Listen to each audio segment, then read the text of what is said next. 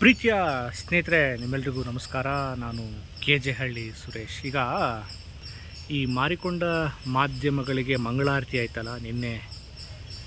ಮಾನ್ಯ ಹೈಕೋರ್ಟ್ ಈ ಧರ್ಮಸ್ಥಳ ಧಾರ್ಮಿಕ ಕೇಂದ್ರಕ್ಕೆ ಷಡ್ಯಂತ್ರ ಮಾಡಿದ್ದಾರೆ ಅನ್ನುವಂಥ ಆರೋಪದ ರಿಟ್ ಅರ್ಜಿಯನ್ನು ವಜಾ ಮಾಡ್ತು.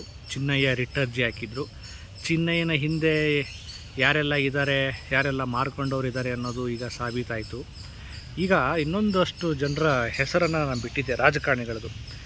ಈ ವಿರೋಧ ಪಕ್ಷದ ನಾಯಕ ಅಶೋಕ್ ಅವರು ಮಾತಾಡಿದರು. ಏನು ಧರ್ಮಸ್ಥಳದ ಧಾರ್ಮಿಕ ಕೇಂದ್ರಕ್ಕೆ ಷಡ್ಯಂತ್ರವನ್ನು ರೂಪಿಸಲು ಬೇರೆ ಬೇರೆ ದೇಶಗಳಿಂದ ಹಣ ಬರ್ತಾಯಿದೆ, ಅವ್ರ ಅಕೌಂಟನ್ನು ಸೀಸ್ ಮಾಡಬೇಕು, ಚೆಕ್ ಮಾಡಬೇಕು ಅಂಥೇಳಿ ಮಾತಾಡಿದರು. CT ರವಿ, ಆಮೇಲೆ BJPಯ ನಾಯಕ ಸುರೇಶ್ ಕುಮಾರ್ ಎಲ್ಲ ಏನು ರೊಚ್ಚಿಗೆದ್ದು ಬಿಟ್ಟಿದ್ರು. ಧಾರ್ಮಿಕ ಕ್ಷೇತ್ರಕ್ಕೆ ಷಡ್ಯಂತ್ರ, ಧಾರ್ಮಿಕ ಕ್ಷೇತ್ರಕ್ಕೆ ಕಳಂಕ ತರಲು ಒಂದು ದೊಡ್ಡ ಚಕ್ರ ವ್ಯೂಹ, ಹಾಗೆ ಹೀಗೆ ಅಂಥೇಳಿ. ಈಗ ಇವರ ಆರೋಪ ಎಲ್ಲ ಟುಸ್ ಪಟಾಕಿ ಅಂತ ಗೊತ್ತಾಯ್ತಲ್ಲ. ಇದ್ರ ಬಗ್ಗೆ BJPಯ ನಾಯಕರುಗಳ ನಿಲುವೇನು? ಅಂದರೆ ಇವ್ರಿಗೆ ಬೇಕಾದ ವಿಚಾರಗಳು ಬಂದುಬಿಟ್ರೆ ಅದು ಸತ್ಯನೋ ಸುಳ್ಳು ಅನ್ನೋದನ್ನು ಏನು ಪರಾಮರ್ಶೆ ಮಾಡದೆ ಮತ್ತೆ ಡೈಲಾಗ್ ಹೊಡಿತಾ ಇದೆ.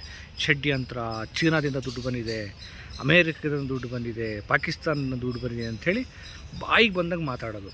ಈಗ ಇವರೆಲ್ಲ ಆರೋಪ ಸುಳ್ಳು ಅನ್ನೋದನ್ನು ಸ್ವತಃ ನ್ಯಾಯಾಲಯವೇ ಈ ಅರ್ಜಿಯನ್ನು ವಜಾ ಮಾಡುವ ಮೂಲಕ ಸ್ಪಷ್ಟಪಡಿಸಿದೆ. ಆಮೇಲೆ ಸತ್ಯವನ್ನು ಕೇಳಿದ್ರೆ, ಸತ್ಯಕ್ಕೆ ಆಗ್ರಹಿಸಿದರೆ, ಈಗ ಧರ್ಮಸ್ಥಳ ಭಾಗದಲ್ಲಿ ಏನು ಆರೋಪಗಳಿದಾವಲ್ಲ, ಮತ್ತು ಸೌಜನ್ಯಳಿಗೆ ನ್ಯಾಯ ಕೇಳಿದ್ರೆ ಅದು ಧರ್ಮಸ್ಥಳದ ಧಾರ್ಮಿಕ ಕೇಂದ್ರಕ್ಕೆ ಅನ್ಯಾಯ ಮಾಡ್ದಂಗಲ್ಲ, ಕಳಂಕ ತಂದಂಗಲ್ಲ.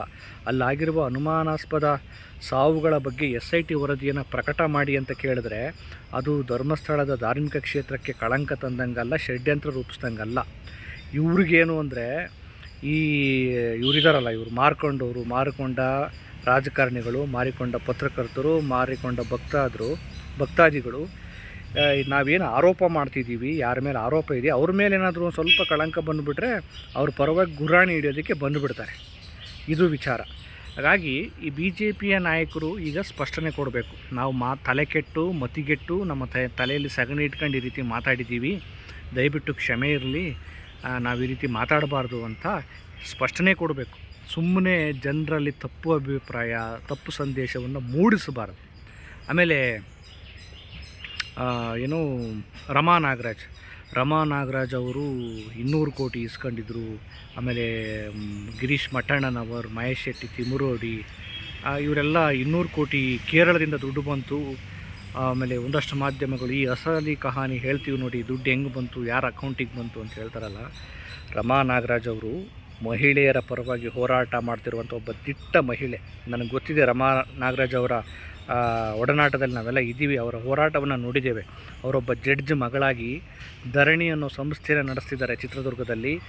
ಅನ್ಯಾಯಕ್ಕೊಳಗಾಗಿರುವ ಸಂತ್ರಸ್ತ ಮಹಿಳೆಯರಿಗೆ ಅವರ ಪರವಾಗಿ ನ್ಯಾಯ ಕೊಡಿಸೋ ಒಂದು ದಿಟ್ಟ ಮಹಿಳೆ ರಮಾ ನಾಗರಾಜ್.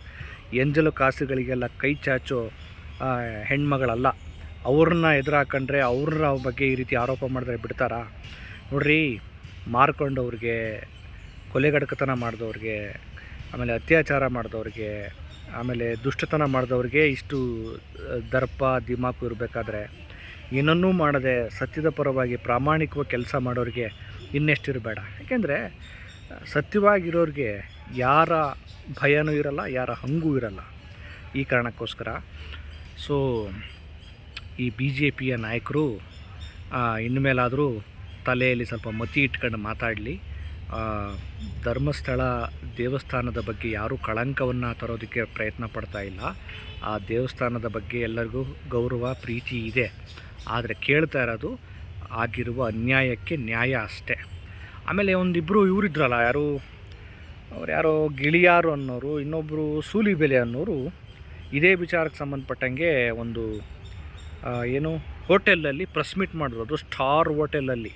ನೋಡಿ, 200 ಕೋಟಿ ಷಡ್ಯಂತ್ರ ರೂಪಿಸಿದ್ದಾರೆ ಧಾರ್ಮಿಕ ಕೇಂದ್ರದಲ್ಲಿ ಷಡ್ಯಂತ್ರ ಮಾಡೋದಕ್ಕೆ ಅಂತ. ಈಗ ಇವರೆಲ್ಲೂ ಹೋದ್ರೋ ಗೊತ್ತಿಲ್ಲ. ಇದ್ರ ಬಗ್ಗೆ ಇವರೇನು ಹೇಳ್ತಾರೆ? 200 ಕೋಟಿ ಅಂತ ಹೇಳ್ತಿದ್ರಲ್ಲಪ್ಪ, ಎಲ್ಲಿದೆ ಷಡ್ಯಂತ್ರ? ನ್ಯಾಯಾಲಯ ಅರ್ಜಿ ವಜಾ ಮಾಡ್ತಲ್ಲ, ಎಲ್ಲೋಗಿದ್ದೀರಿ? ನಿಮಗೆ ಮುಖಭಂಗ ಆಯಿತಾ? ಇನ್ನಾದರೂ ಇನ್ನಾದರೂ ಒಳ್ಳೆಯ ಕೆಲಸಗಳನ್ನು ಮಾಡಿ ಜನರಲ್ಲಿ ಜಾಗೃತಿ ಮೂಡಿಸಿ ಸತ್ಯದ ಪರವಾಗಿರಿ. ನೀವು ನಿಮ್ಮ ಗುಲಾಮಿತನವನ್ನು ಮಾಡಿ, ಆದರೆ ಸಮಾಜದಲ್ಲಿ ತಪ್ಪು ಸಂದೇಶವನ್ನು ಹರಡಿಸೋ ಕೆಲಸವನ್ನು ಬಿಟ್ಟು ಇನ್ನಾದರೂ ಒಳ್ಳೆಯ ಮನುಷ್ಯರಾಗಿ ಗುಲಾಮಿತನವನ್ನು ಬಿಡಿ, ಸತ್ಯದ ಪರವಾಗಿರಿ. ಹಾಗೆ BJP ನಾಯಕರು ಇದ್ರ ಬಗ್ಗೆ ಸ್ಟೇಟ್ಮೆಂಟ್ ಕೊಡ್ತಾರ ನೋಡೋಣ, ಕೊಡಲ್ಲ. ಓಕೆ. ಸೊ ಯಾಕೆಂದರೆ ಯಾವ ಮಾಧ್ಯಮಗಳು ಕೂಡ ಇದ್ರ ಬಗ್ಗೆ ರಿಟ್ ಅರ್ಜಿ ವಜಾ ಆಗಿರೋದ್ರ ಬಗ್ಗೆ ವರದಿ ಮಾಡಿಲ್ಲ. ಅವರಿಗೆ ಮಂಗಳಾರತಿ ಆಗಿದೆ.